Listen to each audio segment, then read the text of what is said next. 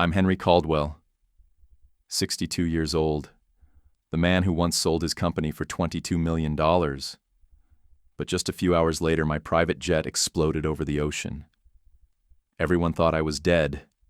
3 months passed. Then I walked back into my own house. My daughter-in-law was holding a memorial for me. My picture was right there on the table. Next to a glass of wine they were raising in my honor.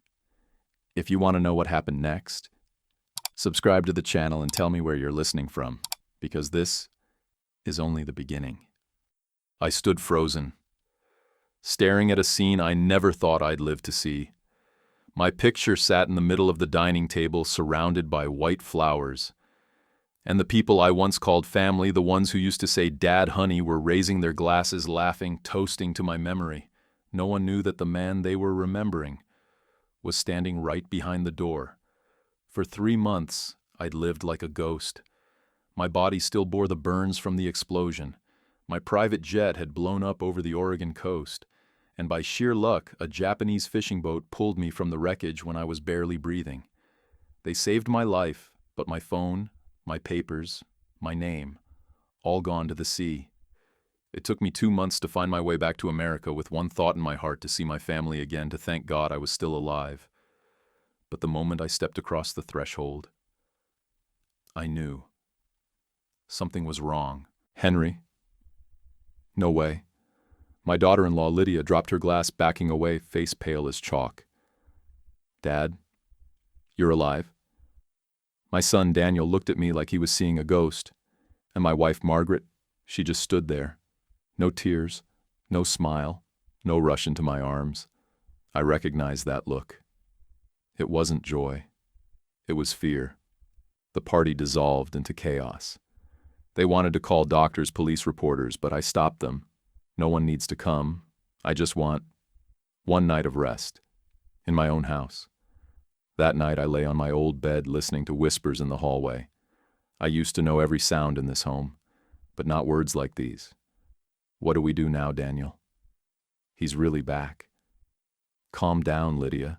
Dad's confused. He won't remember everything. I held my breath. Each word cut deep, cold, sharp, deliberate. In the morning I went into my study, the same room where I'd signed hundreds of contracts, dreamed of retirement. On the desk sat a folder, Arcadia Wellness Fund. I'd never heard of it. Inside was my signature, my fingerprint, and a line that froze my blood. I, Henry Caldwell, authorized the full transfer of $22 million to Daniel Caldwell and legal advisor Adrian Cho, due to health decline and loss of financial capacity. The date: 1 week after the plane explosion, the day I was declared dead. I called the bank. They confirmed everything, official, certified, notarized. When I asked about the death certificate, the line went silent.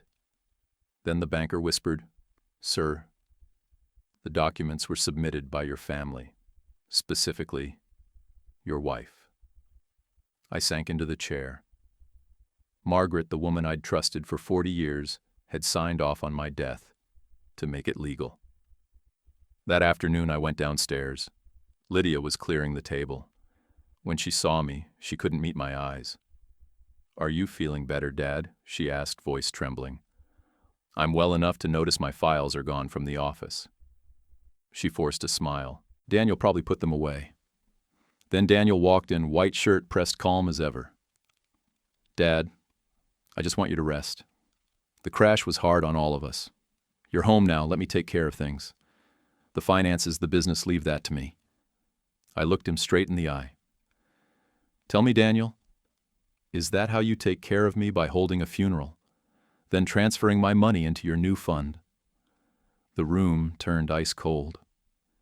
Daniel said nothing. Lydia turned away, and Margaret spoke softly.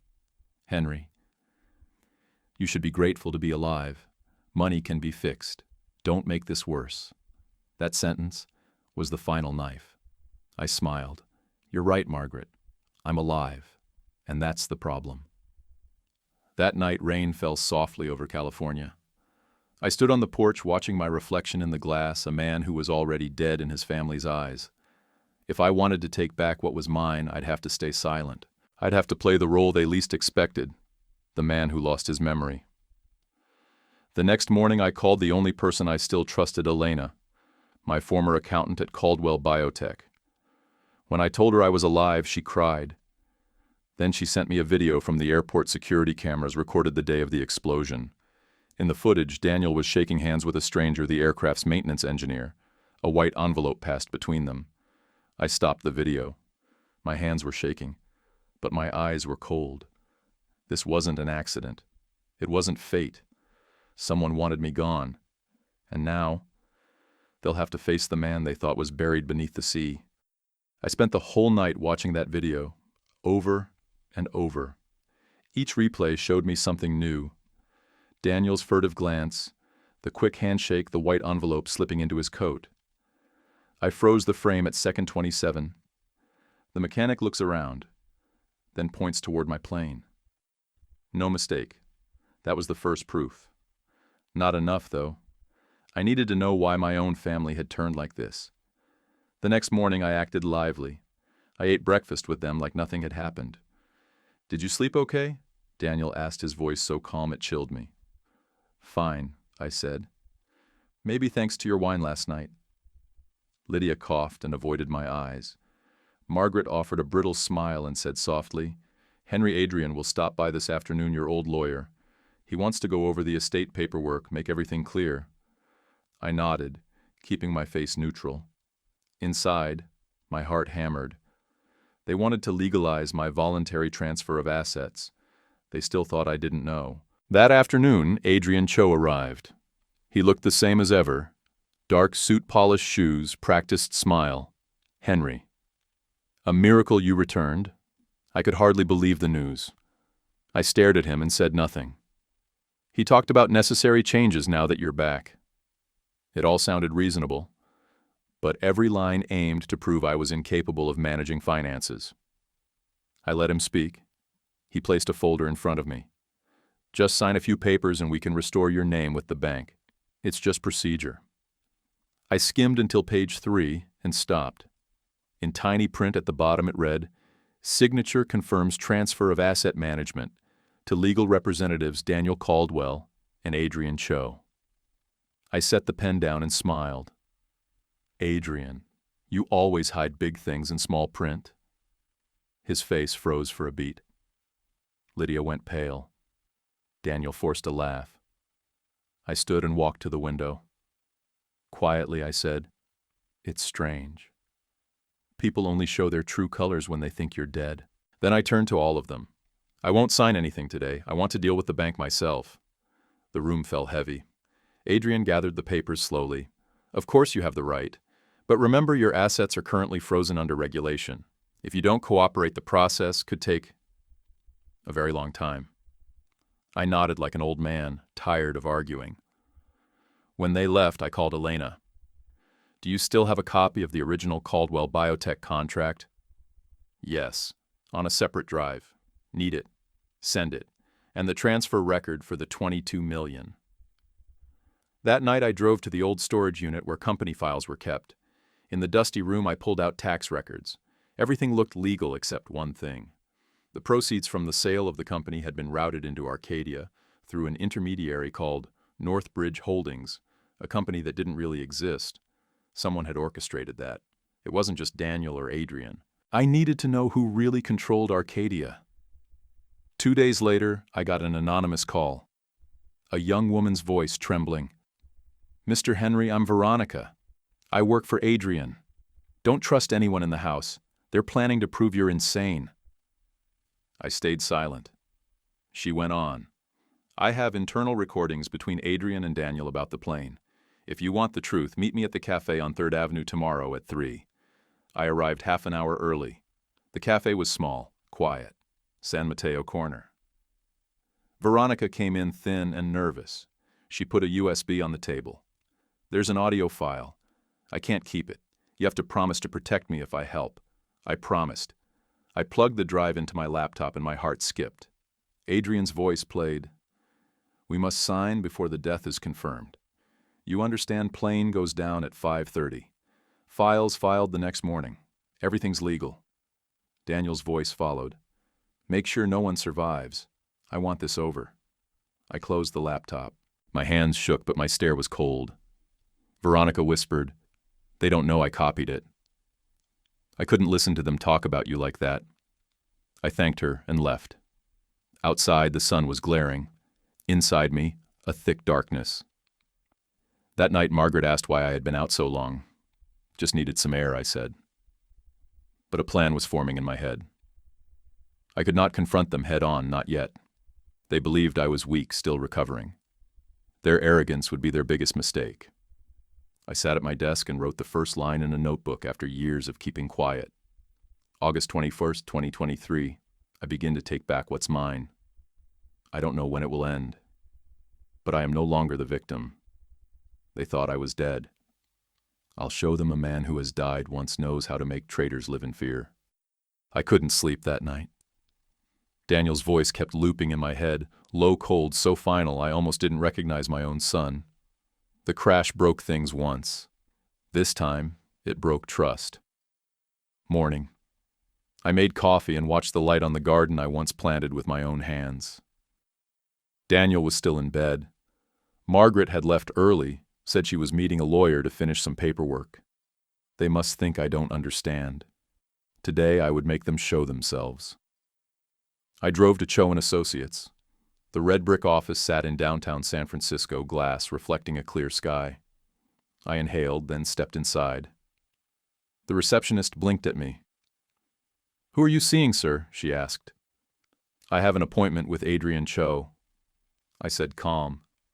She hesitated, then led me to the waiting room. A woman walked in young, tall black hair, a hard, steady look. She smiled, nervous. "Mr. Henry Caldwell. I'm Veronica." We spoke on the phone. She shook my hand, her palm just a little shaky. "Adrian's on his way, but you should see this first." She opened her laptop and played a short video. Adrian and Daniel in a closed meeting room. Daniel. "Once the money goes into Arcadia, I want to cancel all your old access. He can't come back." Adrian. "Don't worry. I've prepared the documents. Once he's declared incompetent, the court will approve it." My fist tightened. Veronica shut the laptop and said quietly, "Mr. Henry, I don't want any part of this anymore. But if you act, be careful. Adrian has deep ties in finance. He thinks he's untouchable." I nodded. I only need him to admit it. Once. The door opened. Adrian walked in, phone in hand, voice bright. "Henry, I heard you wanted to see me. Why didn't you call? I had plans all day." "We need to speak privately," I cut in. Veronica slipped out and closed the door. I sat and watched Adrian for a long moment. "I listened to the recording between you and my son," I said. He smirked, leaned back. "Mr. Caldwell, you survived a terrible accident. Your memory," I slammed my hand on the table. "Don't lecture me about memory. I remember the sale numbers. I remember our last lunch. You promised to keep things safe. Then my plane exploded. Don't call that coincidence." He didn't flinch. He shrugged. "If you have proof, produce it. But be careful. In the eyes of the law, you signed away everything. Mess with me and you dig your own grave." He poured a glass of wine and offered it. "A memento." I refused. "A memento. Maybe you forgot I'm still breathing." He laughed. "Alive, yes. But can you fight? Your old Henry. Daniel is the legal owner now. Even your wife is on his side. What will you do? Tell the papers you were betrayed. They'll call you delusional." For a moment, I didn't see a lawyer. I saw a man who had planned every step to erase me. I rose slowly. "You're right. I'm old, but I'm not crazy. And maybe because I'm old, I know how to make others dig their own graves." He opened his mouth. The door burst open. Lydia stood there. "Adrian, you." She froze when she saw me. Her eyes widened. "Dad, what are you doing here?" she stammered. I gave a thin smile. "Looks like you're a regular here." The room froze. Lydia turned to Adrian, panicked. "You told me he wouldn't come today." Adrian's voice dropped. "Get out, Lydia. This isn't your business." She didn't go. Her gaze flicked back and forth until I pulled out my phone and pressed play. Daniel's voice cold as steel. Make sure no one survives. I want this over. Silence fell. Lydia gasped, hands to her mouth. Adrian rose slowly, trying to compose himself. I don't know where you got that, but Lydia cut him off, yelling, You lied. You gave me those papers and said they were an insurance agreement. You set my family up. I looked at her then, at Adrian. His face went pale. I knew then I'd won the first round. I stepped closer, my voice low. You know the law, Adrian. And you know I have enough to put you away forever. He grabbed his briefcase. Before he could leave, 2 plainclothes officers entered. I nodded once. Veronica had called them. Adrian Cho. You are being summoned in connection with the investigation of the aircraft explosion on May 12th, one officer said. Adrian went rigid. I turned and walked out. I said nothing more. In the hallway, Lydia caught up with me, tears streaming. Dad? I didn't know. I swear I stopped and didn't turn. Remember one thing, Lydia. I said slowly. When people think you're dead, they show who they really are. And I never forget. I left the building while police radios crackled behind me, and desperate pleas faded. The bay wind cut through my coat. This was only the beginning. Daniel was still out there. If he thought he could hide behind his lawyer, he forgot one lesson I taught him in business: the last one standing wins. I left that law office with a strange feeling. Not relief, but a cold, razor-sharp clarity. Adrian was in custody, yes, but I knew it wasn't over. In this game, Daniel was the one holding the pieces. Adrian was just a pawn, and if I wanted to end the match, I had to make Daniel trap himself. That night I sat alone in a dim room, the city lights reflecting off the wooden table. Beside me was Veronica, the one who'd stood by me through it all. She poured a cup of coffee and said quietly, The police are questioning Adrian, but you know how it works. He could make bail in a few days. Daniel will clean up whatever's left. I nodded. That's why we move first. Then I looked at her, my voice steady but low. I'll invite them to dinner. Her brows furrowed. You mean your son and Lydia, all of them, even Margaret? I want them to believe I've forgiven everything, that I just want peace. She hesitated, then whispered, You're setting a trap. I gave a faint smile. No, I'm just setting the table for a feast they planned long ago. 3 days later, the Napa Valley estate glowed under the soft light of chandeliers. On the surface it looked warm, but under the wine and candlelight, a storm was waiting to break. Daniel arrived first dressed sharp, like he was walking into a board meeting. Lydia followed, her eyes still swollen. I couldn't tell if it was from guilt or fear. Margaret sat beside me, her face as cold as marble. Well, I said calmly, looks like the family's finally back together. Daniel forced a smile. I'm glad you've calmed down, Dad. Yeah, I said quietly, calm enough to give up $22 million, if it means keeping the family at peace. Silence filled the table. Candlelight flickered. Before we eat, I said I want to show a few old memories, a little gift. I pressed the remote. The big screen on the dining room wall came alive first. It was just happy photos. Trips, birthdays, laughter. Everyone exhaled, thinking it was harmless nostalgia. But then, the footage changed. Airport surveillance. Daniel handing a thick envelope to a maintenance engineer. A handshake, a glance around. No one spoke. Lydia covered her mouth. Margaret stood up, voice trembling. Henry, what are you doing? I didn't move. He's my son, Margaret, and this is how he shows his love. Daniel's knuckles whitened around his fork. You're accusing me? I'm not accusing, I said, my tone flat. I'm just replaying what the camera saw.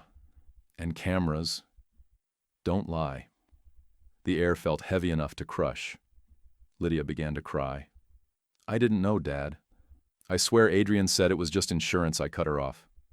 You've sworn enough, Lydia. Daniel jumped to his feet. It was Adrian's fault. He planned it. I just did what Mom told me to. Margaret snapped. Daniel stopped talking. But it was too late. Every word had been recorded. I leaned back, exhaling slowly. Thank you, Daniel. That's all I needed to hear it from your own mouth. The dining room doors opened. 2 officers stepped in, followed by Veronica. I'm afraid dinner's over, she said softly. We've recorded the entire conversation as requested by Mr. Caldwell. Daniel's face went pale. Margaret froze. Mr. Daniel Caldwell. Mrs. Margaret Caldwell, you're both under investigation. Please come with us, one officer announced. The sound of chairs scraping echoed like gunshots. Lydia collapsed into her seat, sobbing. I walked over and placed a hand on her shoulder. Don't be afraid, I said gently. You were dragged into this. Just tell the truth. The rest, I'll handle. She looked up at me, eyes filled with tears. What will you do now? I smiled faintly. Just cleaning up the mess I should have handled long ago. As the police led them out, silence fell over the house. I glanced at the half-empty glasses, the fading candles, the family photo on the wall distorted in the dim light. Veronica came closer. You've won, she said quietly. So why do you still look sad? I stared out the window into the dark sea of vineyards. Because, Veronica, I said slowly, sometimes when you win, you lose something you can never buy back. She said nothing. I stepped out onto the porch, breathing in the cold night air. In my pocket, the silver USB still lay there, the thing that started it all, and maybe the thing that would end it. But deep down, I knew one truth. Once a man has died and come back, he never fears the dark again. That night I sat alone in an empty house. The police cars were gone. Only the echo of the unfinished dinner lingered, glasses tipped over candles, flickering weakly, refusing to die. I thought I'd feel relief. But what came instead was a hollow quiet I couldn't name. 40 years of building, 40 years of calling someone my wife, someone my son, and it all ended with the cold click of 2 pairs of handcuffs. Veronica stood on the porch, coffee in hand, her voice soft. The police will keep them for questioning, but the media's going to explode. What do you want me to do? I looked out into the garden where the wind scattered the last white petals left from the memorial. Nothing. Let them talk. The truth might be slow, but no one can stop it from spreading. She paused, then asked quietly, After everything, what will you do now? Start over. I laughed under my breath, a dry, tired sound. Start over. I already died once, Veronica. And the dead don't start over. They just disappear when it's time. I wasn't lying. At dawn, before the first light touched the hills, I left the estate. No note, no trace. Just a small suitcase, a few papers. And the silver USB, the only thing still holding Arcadia's secret. 3 days later, headlines swept across America. Businessman Henry Caldwell, the miraculous plane crash survivor, has withdrawn all assets and left the United States. Investigators confirm he's no longer a key witness in the Caldwell biotech case. I read that article in a small cafe in Zurich, Switzerland. Outside, snow drifted down. No one recognized me, just an old man in a heavy coat, dark eyes hollowed by sleepless nights. But inside, something stirred again, a quiet, dangerous freedom I hadn't felt in years. That evening, an email arrived. No title, no sender. Just one line: Arcadia was never an investment fund. It's a front for an international laundering network. They're still watching you. I read it again and again. Questions flashed through my mind. If Arcadia wasn't Daniel's, then whose was it? Was the plane explosion only the surface of something far deeper? Before I could think further, my phone buzzed. Unknown number. I answered. A trembling voice, familiar. Dad. It's me, Lydia. I'm in Chicago. They've been following me for days. I found something you left in the safe, a bank account in Geneva under your name. What do I do? I stayed silent for a few seconds. Her breath came in short, scared bursts. Listen carefully, Lydia. If anyone asks, you know nothing. Tomorrow go to the Central Station locker number 47. There's an envelope inside. Open it only when you're safe. Dad. Are you coming? I looked out at the falling snow, my voice low, almost fading into it. maybe. Or maybe not. But if you really want the truth, go to Geneva. That's where all the answers are. 2 weeks later, in a quiet cafe near Lake Geneva, a young woman sat alone. Lydia Thinner, now eyes heavy with sadness. In front of her lay an old brown envelope with a handwritten note. "We're all just pieces in someone else's game." She opened it. Inside, a bank statement showing enormous sums, and a blurred photo of a man shaking hands with a high-ranking foreign official. In the corner of the picture, a familiar figure, Henry Caldwell. Lydia's eyes widened. Outside the window, a man in a wide-brimmed hat crossed the street, a silver USB glinting in his hand. He didn't look back. She ran out, but by the time she reached the street, he was gone, swallowed by the crowd. On the cafe table, the morning paper lay open. Arcadia Fund. Frozen 2, Global Finance Council members missing. She picked it up, reading the last line of her father's letter again. Sometimes the survivor doesn't seek justice. He learns to control the game. A faint smile crossed her lips, part understanding, part fear. She turned back to the window, watching the snow cover the old streets. And in the mist, the last trace of Henry Caldwell faded away. The man who once died once came back, and this time chose to disappear on his own terms. Thank you for listening. If you enjoy stories about family love and the hidden corners of life, hit subscribe, and we'll meet again in the next one.